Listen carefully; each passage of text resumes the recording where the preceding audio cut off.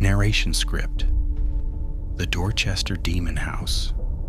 In the early 1970s, on a quiet residential street in Dorchester, Boston, stood a modest wooden house that would later become known for something far more disturbing than its ordinary appearance. At first glance, nothing about the house seemed unusual. It looked like many of the other homes in the neighborhood. A simple two-story building, a small front yard, quiet streets, and familiar neighbors. But everything began to change shortly after a new family moved in.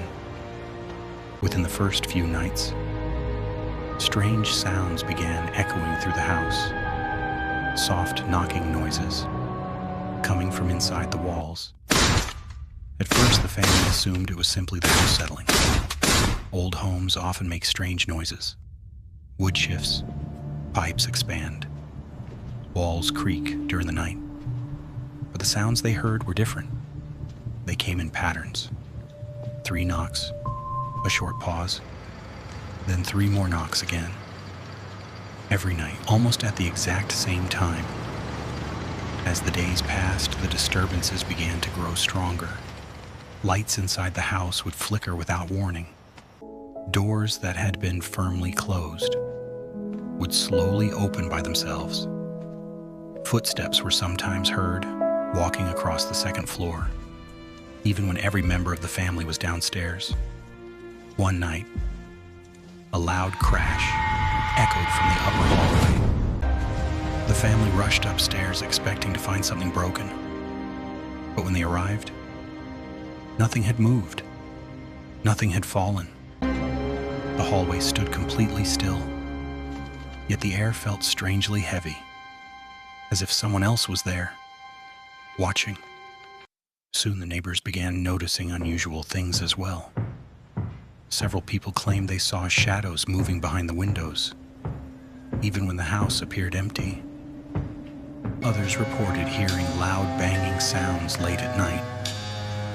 One neighbor later described the noise as something trapped inside the walls. Concern slowly spread through the neighborhood. Eventually, the family contacted local police.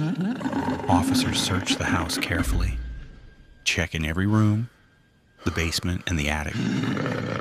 They found no signs of intruders, no animals, no explanation. Yet several officers later admitted that the atmosphere inside the house felt deeply unsettling.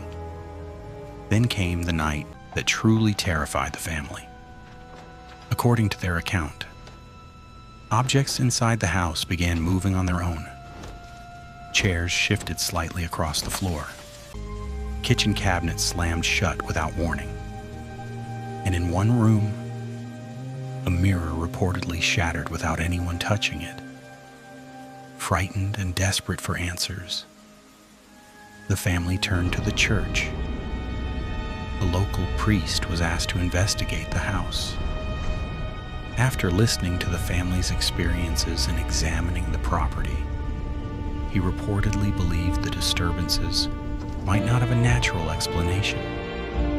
Soon after, a religious ritual was performed inside the house. Candles were lit. Prayers echoed through the dark rooms. The priest moved slowly through the hallways, reciting ancient words meant to drive away whatever presence might be inside. Witnesses later said the atmosphere during the ritual felt incredibly oppressive, as if the house itself resisted. But eventually the disturbances stopped. The knocking sounds disappeared, the shadows were no longer seen, and the strange activity faded into silence. Not long after, the family moved away. For years, the house remained empty. Locals began referring to it by a chilling name, the Dorchester Demon House, even today. The story remains one of Boston's most mysterious paranormal legends. Was it simply fear and coincidence? An old house creating strange illusions in the dark? Or was something far more sinister once hiding within those walls? No one knows for certain, But some residents of Dorchester still say that on quiet nights, the old house never truly felt empty.